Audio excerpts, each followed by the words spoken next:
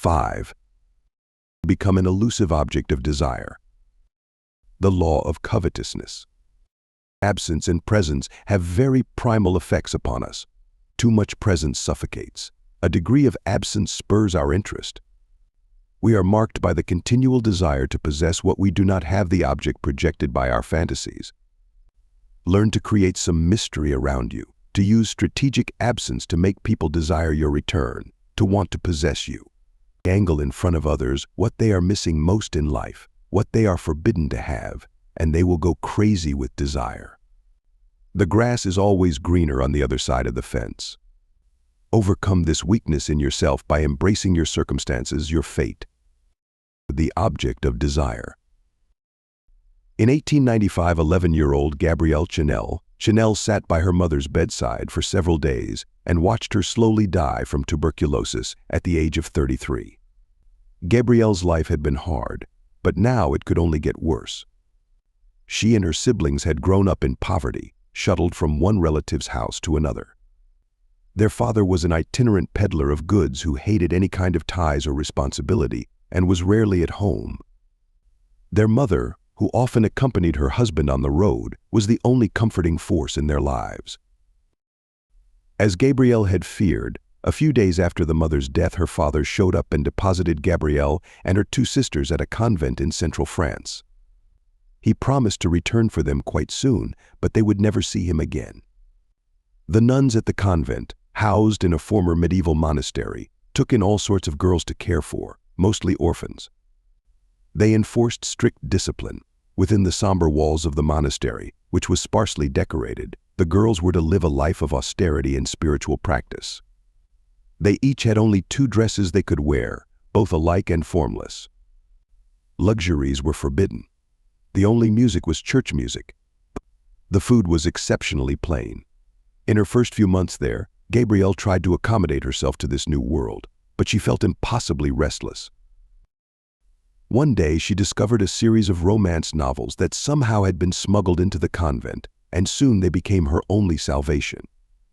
They were written by Pierre de Courcelles, and almost all of them involved a Cinderella-like story, a young girl growing up in poverty, shunned and despised, but suddenly finds herself whisked into a world of wealth through some clever plot twist. Gabrielle could completely identify with the protagonists, and she particularly loved the endless descriptions of the dresses that the heroines would wear. The world of palaces and chateaux seemed so very far away from her, but in those moments in which she drifted through novel after novel, she could feel herself participating in the plot, and it gave her an overwhelming desire to make it come to life. Even though it was forbidden for her to want such things and seemingly impossible to ever have them. At the age of 18, she left the convent for a boarding school, also run by nuns. There she was trained for a career as a seamstress. The school was in a small town, and as she explored it, she quickly discovered a new passion to pursue, the theater. She loved everything about it: the costumes, the sets, the performers in makeup. It was a world of transformation, where somebody could become anybody. Now all she wanted was to be an actress and make her name in the theater. She took the stage name Coco and she tried everything: acting, singing, and dancing. But she had a lot of energy and charisma, but she realized quickly enough that she lacked the talent for the kind of success she desired. Coming to terms with this, she soon hit upon a new dream. Many of the actresses who could not make a living from their work had become courtesans who were supported by wealthy lovers. Such women had enormous wardrobes, could go where they pleased, and although they were shunned by good society, they were not shackled with some despotic husband. As luck would have it, one of the young men who enjoyed her on the stage, Etienne Balsan, invited her to stay in his nearby chateau. He had inherited a family fortune and lived a life of total leisure. Gabrielle, now known as Coco to one and all, accepted the offer. The chateau was filled with courtesans who floated in and out from all over Europe. Some of them were famous. They were all beautiful and worldly. It was a relatively simple life that centered on riding horses in the country, then lavish parties in the evening. The class differences were noticeable. Whenever aristocrats or important people came to the chateau, women like Coco were to eat with the servants and make themselves scarce. With nothing to do and feeling restless yet again, she began to analyze herself and the future ahead of her. Her ambitions were great, but she was always searching for something beyond her grasp, continually dreaming about a future that was just not possible. At first it was the palaces in the romance novels, then it was a grand life on the stage, becoming another Sarah Bernhardt. Now her latest dream was just as absurd. The great courtesans were all voluptuous, beautiful women. Coco looked more like a boy. She had no curves and was not a classic beauty. It was more her presence and energy that charmed men, but that would not last. She always wanted what other people had, imagining it contained some hidden treasure. Even when it came to other women and their boyfriends or husbands, her greatest desire was to steal the man away, which she had done on several occasions. But whenever she got what she wanted, including the boyfriend or the life in a chateau, she inevitably felt disappointed by the reality. It was a mystery what in the end could satisfy her. Then one day, without thinking of what exactly she was up to, she wandered into Balsan's bedroom and pilfered some of his clothes. She started to wear outfits that were totally her own invention, his open-collared shirts and tweed coats, paired with some of her own clothes, all topped with a man's straw boater hat. In wearing the clothes, she noticed two things. She felt an incredible sense of freedom as she left behind the corsets, constricting gowns, and fussy headpieces women were wearing. And she reveled in the new kind of attention she received. The other courtesans now watched her with unconcealed envy. They were captivated by this androgynous style. These new outfits suited her figure well, and nobody had ever seen a woman dressed quite in this manner. Balsan himself was charmed. He introduced her to his tailor, and on her instructions the tailor custom made for her a boy's riding costume with jodhpurs. She taught herself to ride horses, but not side-saddle like the other women. She had always had an athletic bent to her character, and within months had become an expert rider. Now she could be seen everywhere in her strange riding costume. As she progressed with this new persona, it finally became clear to her the nature of her vague longings. What she wanted was the power and freedom that men possessed, which was reflected in the less constricting clothes that they wore. And she could sense that the other courtesans and women at the chateau could identify with this. It was something in the air, a repressed desire she had tapped into. Within a few weeks, several of the courtesans began to visit her in her room and try on the straw hats that she had decorated with ribbons and feathers. Compared with the elaborate hats that women had to pin on their heads, these were simple and easy to wear. The courtesans now strode around town with Chanel's hats on their heads, and soon other women in the area were asking where they could buy them. Balsan offered her the use of his apartment in Paris, where she could begin to make many more of her hats and perhaps go into business. She happily took up the offer. Soon another man entered her life, a wealthy Englishman named Arthur Capel, who was excited by the novelty of her look and her great ambitions. They became lovers. Capel started sending his aristocratic lady friends to Coco's studio, and soon her hats became a craze. Along with the hats, she began to sell some clothes that she designed, all with the same androgynous look that she had worn herself, but made out of the cheapest jersey fabric, but seeming to offer a kind of freedom of movement so different from the prevailing styles.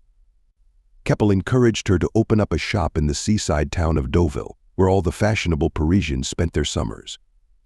It turned out to be the perfect idea. There in the relatively small town, filled with people watchers and the most fashionable women of all, she could create a sensation. She shocked the locals by swimming in the ocean. Women did not do such things, and swimming costumes for women were almost non-existent, so she created her own out of the same jersey fabric. Within weeks, women were at her store clamoring to buy them. She sauntered through Deauville wearing her own distinctive outfits, androgynous, easy to move in, and ever so slightly provocative as they hugged the body. She became the talk of the town. Women were desperate to find out where she got her wardrobe. She kept improvising with men's clothing to create new looks. She took one of Capel's sweaters and cut it open, added some buttons, and created a modern version of the cardigan for women. This now became the rage. She cut her own hair to a short length, knowing how it suited her face, and suddenly this became the new trend. Sensing momentum, she gave her clothes without charge to beautiful and well-connected women, all sporting hairstyles similar to her own. Attending the most sought-after parties, these women, all looking like Chanel clones, spread the desire for this new style well beyond Deauville to Paris itself. By 1920, she had become one of the leading fashion designers in the world and the greatest trendsetter of her time. Her clothes had come to represent a new kind of woman, confident, provocative, and ever so slightly rebellious. Although they were cheap to make and still out of jersey material, she sold some of her dresses at extremely high prices, and wealthy women were more than willing to pay to share in the Chanel mystique. But quickly her old restlessness returned. She wanted something else, something larger, a faster way to reach women of all classes. To realize this dream, she decided upon a most unusual strategy. She would create and launch her own perfume. At the time, it was unusual for a fashion house to market its own perfume, and unheard of to give it so much emphasis. But Chanel had a plan. This perfume would be as distinctive as her clothes, yet more ethereal, literally something in the air that would excite men and women and infect them with the desire to possess it. To accomplish this, she would go in the opposite direction from all the other perfumes out there, which were associated with some natural, floral scent. Instead, she wanted to create something that was not identifiable as a particular flower. She wanted it to smell like a bouquet of abstract flowers, something pleasant but completely novel. More than any other perfume, it would smell different on each woman. To take this further, she decided to give it a most unusual name. Perfumes of the time had very poetic, romantic titles. Instead, she would name it after herself, attaching a simple number, Chanel No. 5, as if it were a scientific concoction. She packaged the perfume in a sleek modernist bottle and added to the label her new logo of interlocking C's. It looked like nothing else out there. To launch the perfume, she decided upon a subliminal campaign. She began by spraying the scent everywhere in her store in Paris. It filled the air. Women kept asking what it was, and she would feign ignorance. She would then slip bottles of the perfume, without labels, into the bags of her wealthiest and best-connected clients. Soon women began to talk of this strange new scent, rather haunting and impossible to identify as any known flower. The word of yet another Chanel creation began to spread like wildfire, and women were soon showing up at her store begging to buy the new scent, which she now began to place discreetly on shelves. In the first few weeks, they could not stock enough. Nothing like this had ever happened in the industry, and it would go on to become the most successful perfume in history, making her a fortune. Over the next 2 decades, the House of Chanel reigned supreme in the fashion world. But during World War II, she flirted with Nazism, staying in Paris during the Nazi occupation and visibly siding with the occupiers. She had closed her store at the beginning of the war, and by the end of the war she had been thoroughly disgraced in the eyes of the French by her political sympathies. Aware and perhaps ashamed, she fled to Switzerland, where she would remain in self-imposed exile. By 1953, however, she felt the need not only for a comeback but for something even greater. Although she was now 70, she had become disgusted at the latest trends in fashion, which she felt had returned to the old constrictions and fussiness of women's clothing that she had sought to destroy. Perhaps this also signaled a return to a more subservient role for women. To Chanel, it would be the ultimate challenge. After some 14 years out of business, she was now largely forgotten. No one thought of her anymore as a trendsetter. She would have to start almost completely over. Her first move was to encourage rumors that she was planning a return, but she gave no interviews. She wanted to stimulate talk and excitement but surround herself with mystery. Her new show debuted in 1954, and an enormous crowd filled her store to watch it, mostly out of curiosity. Almost immediately, there was a sense of disappointment. The clothes were mostly a rehash of her 1930s styles with a few new touches. The models were all Chanel look-alikes and mimicked her way of walking. To the audience, Chanel seemed a woman hopelessly locked in a past that would never return. The clothes seemed passe and the press pilloried her, dredging up at the same time her Nazi associations during the war. For almost any designer this would have been a devastating blow, but she appeared remarkably unfazed by it all. As always, she had a plan and she knew better. She had decided well before the debut in Paris that the United States was to be the target of this new line of clothes. American women reflected her sensibility best of all, athletic, into ease of movement and unfussy silhouettes, eminently practical. And they had more money to spend than anyone else in the world. Sure enough, the new line created a sensation in the States. Soon the French began to tone down their criticisms. Within a year of her return, she had re-established herself as the most important designer in the world, and fashions now returned to the simpler and more classical shapes she had always promoted. When Jacqueline Kennedy began to wear her suits in many of her public appearances, it was the most apparent symbol of the power Chanel had reclaimed. As she resumed her place at the top, she revealed another practice that was so against the times and the industry. Piracy was a great problem in fashion, as knockoffs of established designs would appear all over the world after a show. Designers carefully guarded all of their secrets and fought through the courts any form of imitation. Chanel did the opposite. She welcomed all sorts of people into her shows and allowed them to take photographs. She knew this would only encourage the many people who made a living out of creating cheap versions of her clothes, but she wanted this. She even invited wealthy women to bring along their seamstresses, who would make sketches of the designs and then create replicas of them. More than making money, what she wanted most of all was to spread her fashions everywhere, come to feel herself, and her work to be objects of desire by women of all classes and nations. It would be the ultimate revenge for the girl who had grown up ignored, unloved, and shunned. She would clothe millions of women. Her look, her imprint would be seen everywhere, as indeed it was a few years after her comeback. Interpretation. The moment Chanel tried on Etienne Balsan's clothes and elicited a new kind of attention, something clicked in her brain that would forever change the course of her life. Prior to this, she was always coveting something transgressive that stimulated her fantasies. It was not socially acceptable for a lowly orphan girl to aspire to mingle with the upper classes. Actress and courtesan were not suitable roles to pursue, especially for someone raised in a convent. Now, as she rode around the chateau in her jade purse and boater hat, she was suddenly the object that other people coveted. And they were drawn to the transgressive aspect of her clothing, the deliberate flouting of gender roles. Instead of being locked in her imaginary world full of dreams and fantasies, she could be the one stimulating such fantasies in other people.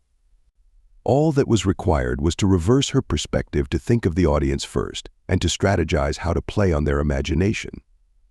The objects she had desired since childhood were all somewhat vague, elusive, and taboo. That was their allure. That is the nature of human desire. She simply had to turn this around and incorporate such elements into the objects she created. This is how she performed such magic. First, she surrounded herself and what she made with an aura of mystery. She never talked about her impoverished childhood. She made up countless contradictory stories about her past. Nobody really knew anything concrete about her. She carefully controlled the number of her public appearances, and she knew the value of disappearing for a while. She never revealed the recipe for her perfume or her creative process in general. Her oddly compelling logo was designed to stimulate interpretations. All of this gave endless space for the public to imagine and speculate about the Coco myth. Second, she always associated her designs with something vaguely transgressive. The clothes had a distinct masculine edge, but remained decidedly feminine. They gave women the sense that they were crossing some gender boundaries, physically and psychologically loosening constrictions. The clothes also conformed more to the body, combining freedom of movement with sex. These were not your mother's clothes. To wear the overall Chanel look was to make a statement about youth and modernity. Once this took hold, it was hard for young women to resist the call. Finally, from the beginning, she made sure her clothes were seen everywhere. Observing other women wearing such clothes stimulated competitive desires to have the same and not be left out. Coco remembered how deeply she had desired men who were already taken. They were desirable because someone else desired them. Such competitive impulses are powerful in all of us, and certainly among women. In truth, the boater hats she originally designed were nothing more than common objects anyone could buy in a department store. The clothes she first designed were made out of the cheapest materials.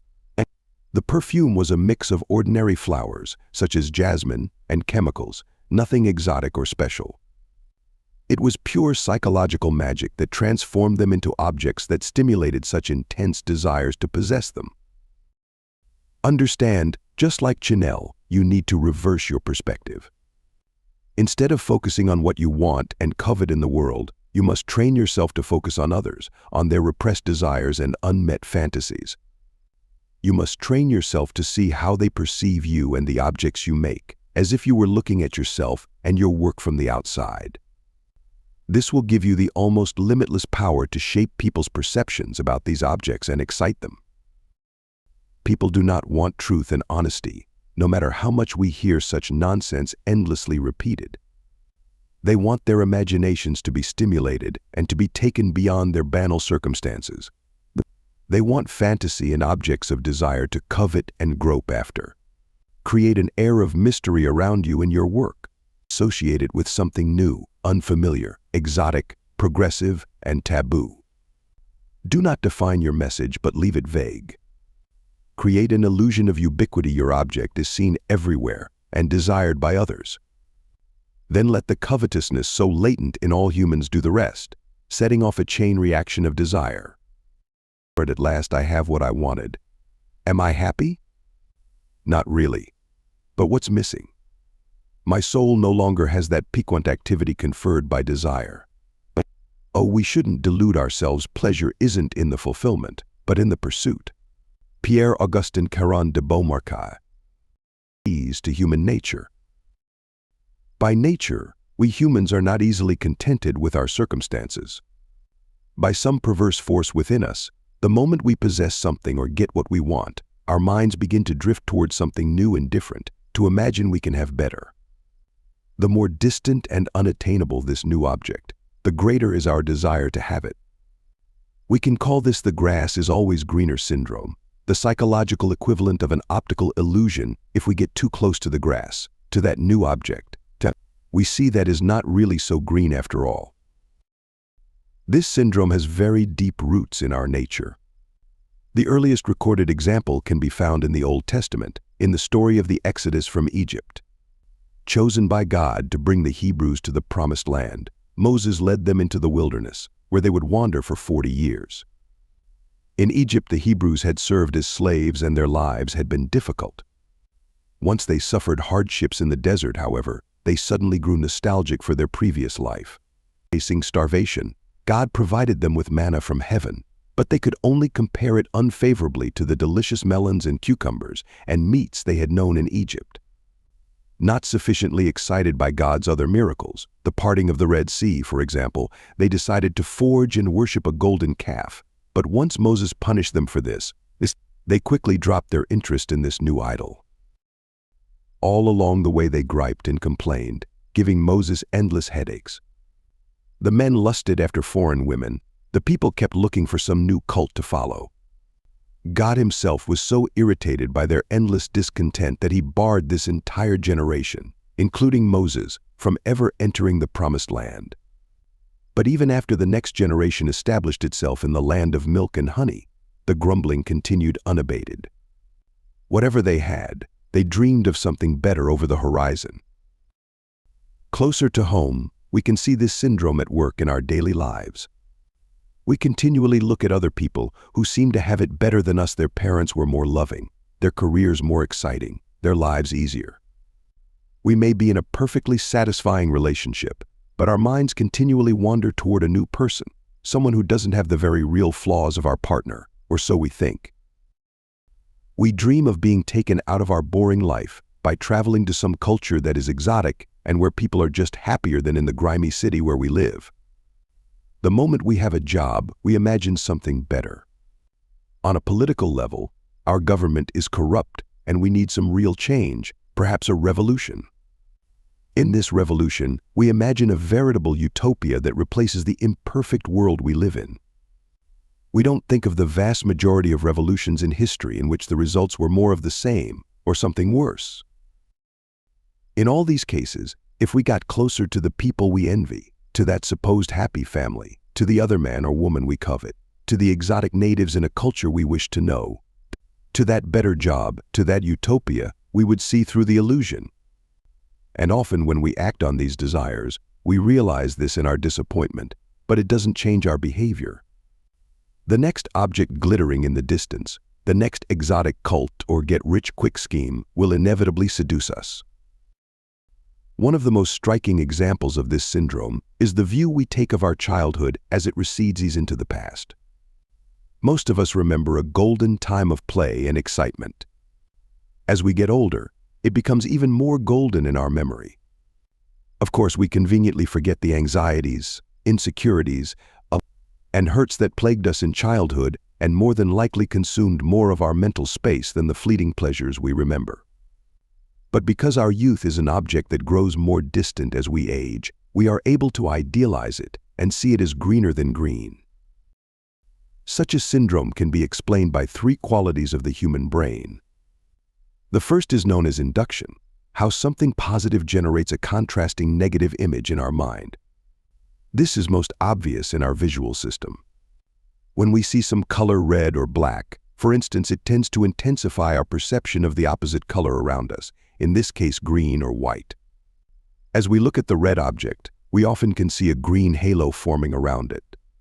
In general, the mind operates by contrasts. We are able to formulate concepts about something by becoming aware of its opposite. The brain is continually dredging up these contrasts. What this means is that whenever we see or imagine something, our minds cannot help but see or imagine the opposite. If we are forbidden by our culture to think a particular thought or entertain a particular desire, that taboo instantly brings to mind the very thing we are forbidden. Every no sparks a corresponding yes. It was the outlawing of pornography in Victorian times that created the first pornographic industry. We cannot control this vacillation in the mind between contrasts. This predisposes us to think about and then desire exactly what we do not have. Second, complacency would be a dangerous evolutionary trait for a conscious animal, such as humans. If our early ancestors had been prone to feeling content with present circumstances, they would not have been sensitive enough to possible dangers that lurked in the most apparently safe environments. We survived and thrived through our continual conscious alertness, which predisposed us to thinking and imagining the possible negative in any circumstance. We no longer live in savannas or forests teeming with life-threatening predators and natural dangers, but our brains are wired as if we were. We are inclined, therefore, toward a continual negative bias, which often consciously is expressed through complaining and griping. Finally, what is real and what is imagined are both experienced similarly in the brain. This has been demonstrated through various experiments in which subjects who imagine something produce electrical and chemical activity in their brains that is remarkably similar to when they actually live out what they are imagining. All of this shown through functional magnetic resonance imaging, fMRI. Reality can be quite harsh and is full of limits and problems. We all must die. Every day we get older and less strong. To become successful requires sacrifice and hard work. But in our imagination we can voyage beyond these limits and entertain all kinds of possibilities. Our imagination is essentially limitless. And what we imagine has almost the force of what we actually experience. And so we become creatures who are continually prone to imagining something better than present circumstances and feeling some pleasure in the release from reality that our imagination brings us. All of this makes the grass is always greener syndrome inevitable in our psychological makeup. We should not moralize or complain about this possible flaw in human nature. It is a part of the mental life of each one of us, and it has many benefits. It is the source of our ability to think of new possibilities and innovate. It is what has made our imagination such a powerful instrument. And on the flip side, it is the material out of which we can move, excite, and seduce people. Knowing how to work on people's natural covetousness is a timeless art that we depend on for all forms of persuasion. The problem we face today is not that people have suddenly stopped coveting, but quite the opposite, that we are losing our connection to this art and the power that goes with it. We see evidence of this in our culture. We live in an age of bombardment and saturation. Advertisers blanket us with their messages and brand presence, directing us here or there to click and buy. Movies bludgeon us over the head, attacking our senses. Politicians are masters at stirring up and exploiting our discontent with present circumstances, but they have no sense of how to spark our imagination about the future. In all of these cases, subtlety is sacrificed, and all of this has an overall hardening effect on our imaginations, which secretly crave something else. We see evidence of this in personal relationships as well. More and more people have come to believe that others should simply desire them for who they are. This means revealing as much as they can about themselves, exposing all of their likes and dislikes, and making themselves as familiar as possible. They leave no room for imagination or fantasy, and when the man or woman they want loses interest in them, they go online to rant at the superficiality of men or the fecklessness of women.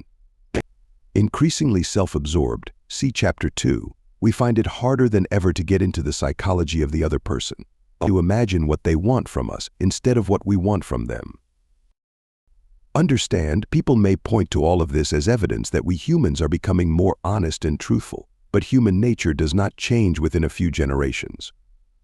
People have become more obvious and forthright, not out of some deep moral calling, but out of increasing self-absorption and overall laziness. It requires no effort to simply be oneself or to blast one's message. And the lack of effort simply results in a lack of effect on other people's psychology. It means that people's interest in you will be paper thin. Their attention will quickly move on, and you will not see the reason for this. Do not swallow the easy moralism of the day, which urges honesty at the expense of desirability. Go in the opposite direction. With so few people out there who understand the art of desirability, it affords you endless opportunities to shine and exploit people's repressed fantasies. Strategies for stimulating desire. The key to making this law work for you is to objectify yourself and what you produce. Normally, you are locked in your own thoughts and dreams. You imagine people should love and respect you for who you are. You believe that what you produce should naturally excite people. After all, you have invested a lot of effort and have high hopes for success. But others see none of this. To them, you are just a person among others, and as a person you inspire either curiosity and excitement or indifference, and even hostility. They project onto you their own fantasies and preconceptions. Once made public, your work is also an object completely divorced from your own hopes and dreams, and it inspires emotions that are weak or strong. To the degree that you can see yourself and what you produce as objects that people perceive in their own manner, you have the power to alter their perceptions and create objects of desire. The following are the 3 main strategies for creating such objects. Know how and when to withdraw. This is the essence of the art. You have a presence that people see and interpret. If you are too obvious with this, if people can read you too easily and figure you out, if you show your needs too visibly, then they will unconsciously begin to have a degree of disrespect. Over time, they will lose interest. Your presence must have a touch of coldness to it, as if you feel like you could do without others. This signals to people that you consider yourself worthy of respect, which unconsciously heightens your value in their eyes. It makes people want to chase after you.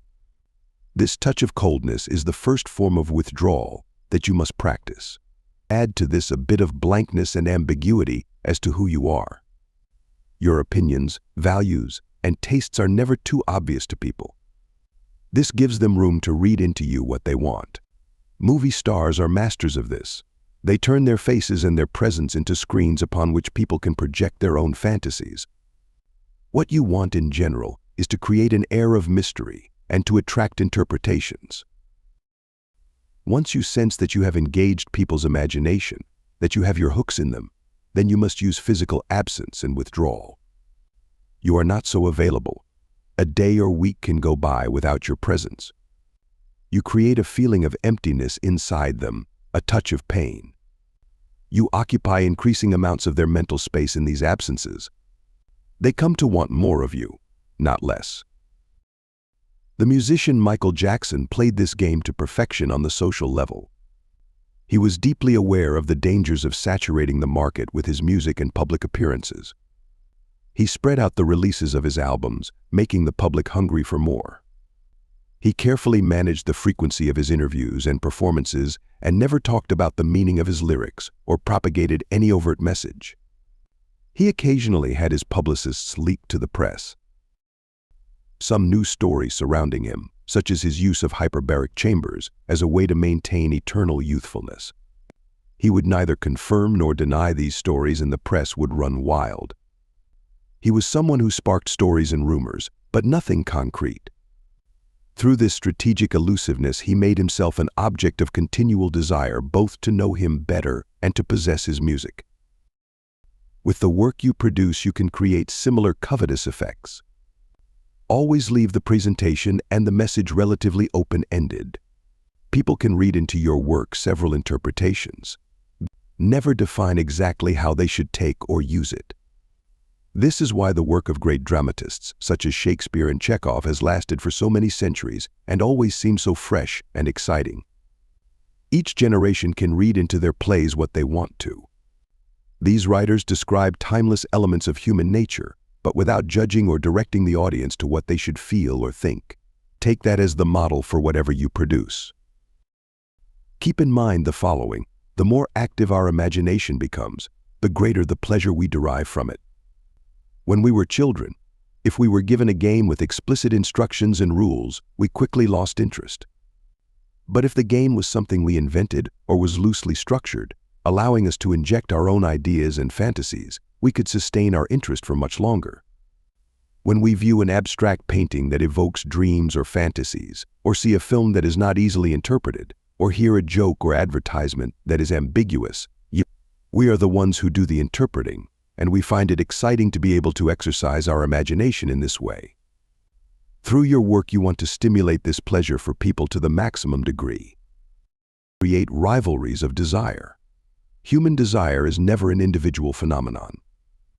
We are social creatures, and what we want almost always reflects what other people want. This stems from our earliest years. We saw the attention that our parents could give us, the object we first coveted, as a zero-sum game. If our siblings received a lot of attention, then there would be less for us. We had to compete with them and with others to get attention and affection. When we saw our siblings or friends receive something, a gift or a favor, it sparked a competitive desire to have the same thing. If some object or person was not desired by others, we tended to see it as something indifferent or distasteful. There must be something wrong with it. This becomes a lifelong pattern. For some, it is more overt.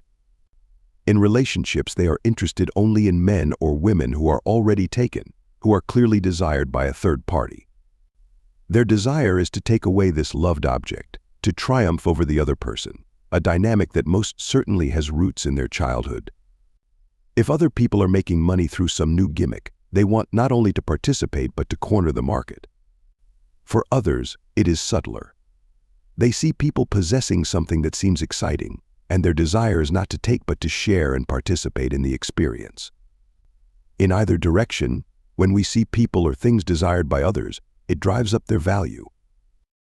You must learn how to exploit this. If you can somehow create the impression that others desire you or your work, you will pull people into your current without having to say a word or impose yourself. They will come to you. You must strive to surround yourself with this social aura, or at least create the illusion. You can create this effect in several ways. You manage it so that your object is seen or heard everywhere, even encouraging piracy if necessary, as Chanel did. You don't directly intervene. This will inevitably spark some kind of viral pull. You can speed up this process by feeding rumors or stories about the object through various media. People will begin to talk, and the word of mouth will spread the effect. Even negative comments or controversy will do the trick, sometimes even better than praise. It will give your object a provocative and transgressive edge. Anyway, people are drawn toward the negative. Your silence or lack of overt direction of the message will allow people to run wild with their own stories and interpretations. You can also get important people or tastemakers to talk about it and fan the flames. What you are offering, they say, is new, revolutionary, something not seen or heard of before. You are trafficking in the future, in trends. At a certain point, enough people will feel the pull and will not want to be left out, which will pull in others. The only problem in this game is that in the world today you have much competition for these viral effects, and the public is incredibly fickle. You must be a master not only at setting off these chain reactions, but at renewing them or creating new ones. As an individual, you must make it clear that people desire you, that you have a past, not too much of a past to inspire mistrust, but enough to signal that others have found you desirable. You want to be indirect in this.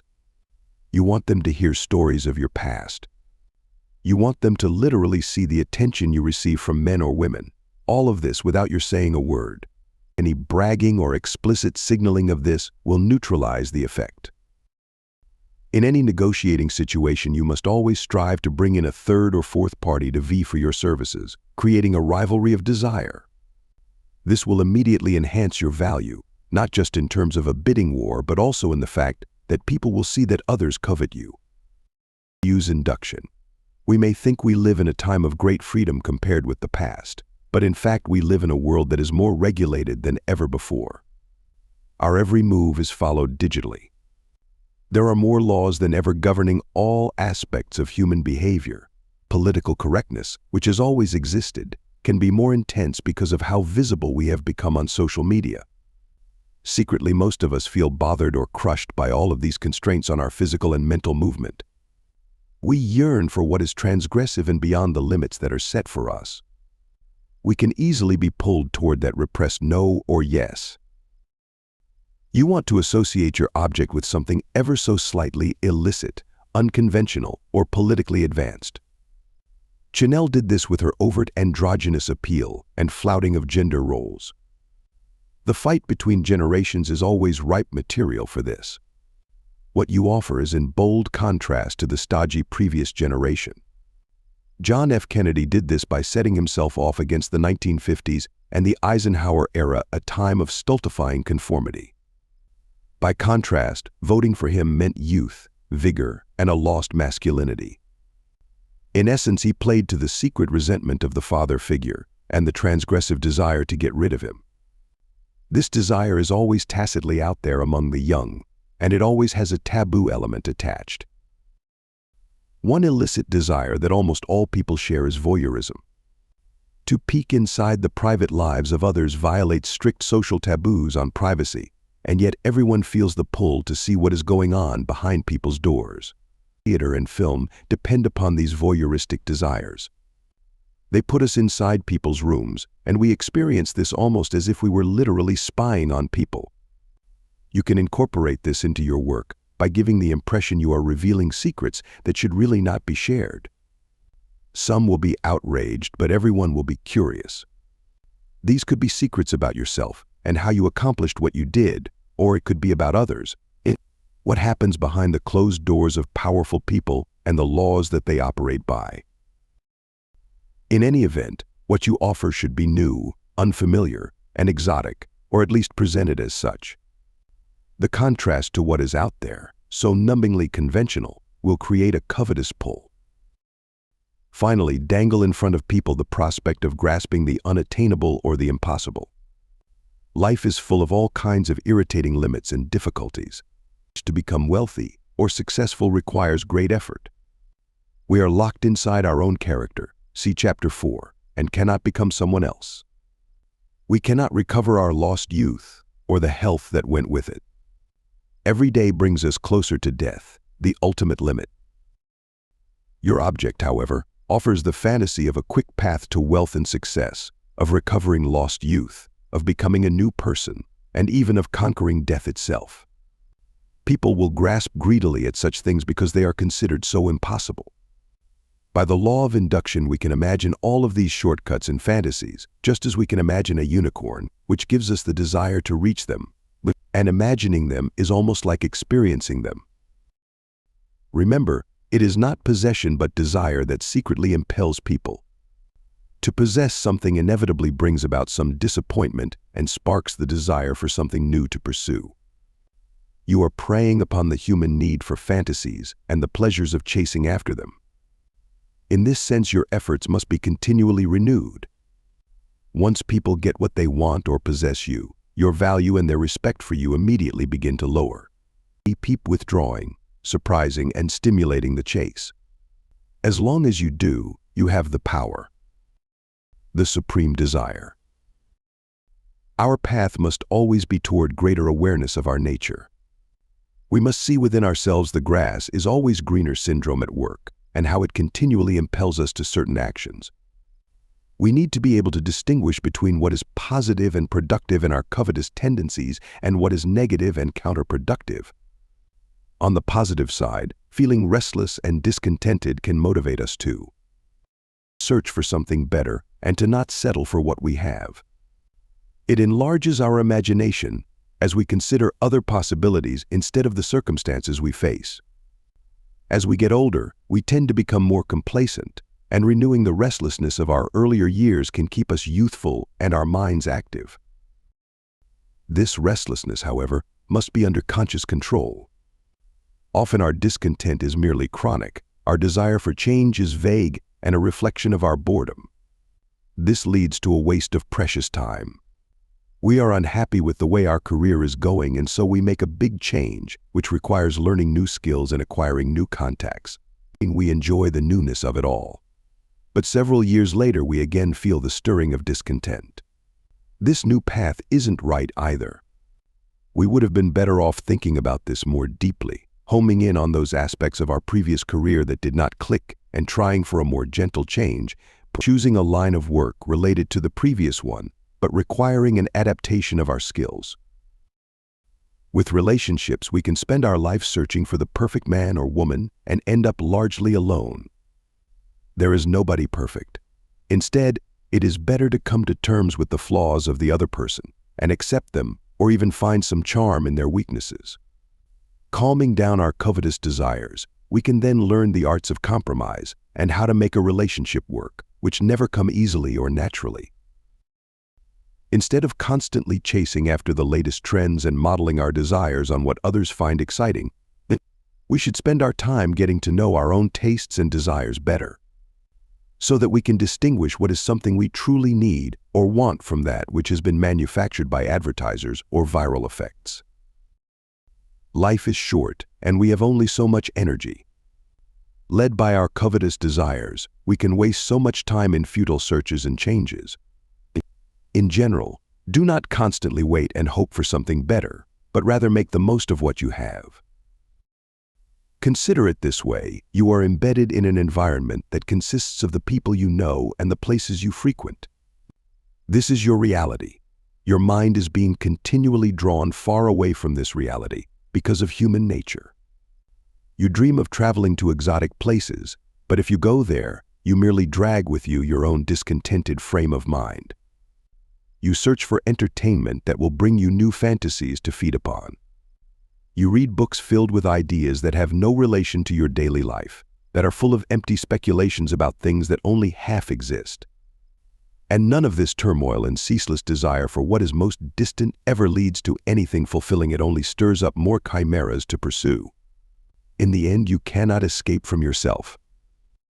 On the other hand, reality beckons you to absorb your mind in what is nearest, instead of most distant, brings a much different feeling.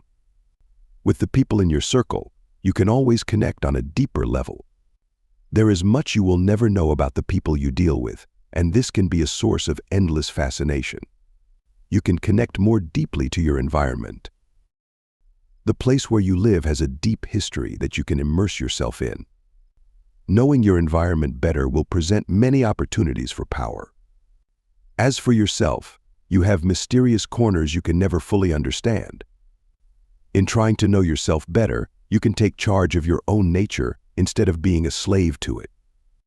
And your work has endless possibilities for improvement and innovation, endless challenges for the imagination. These are the things that are closest to you and compose your real, not virtual world. In the end, what you really must covet is a deeper relationship to reality, which will bring you calmness, focus, and practical powers to alter what it is possible to alter. It is advisable to let every one of your acquaintance, whether man or woman, feel now and then that you could very well dispense with their company. This will consolidate friendship. Nay, with most people there will be no harm in occasionally mixing a grain of disdain with your treatment of them. That will make them value your friendship all the more. But if we really think very highly of a person, we should conceal it from him like a crime. This is not a very gratifying thing to do, but it is right. Why? A dog will not bear being treated too kindly, let alone a man. Arthur Schopenhauer.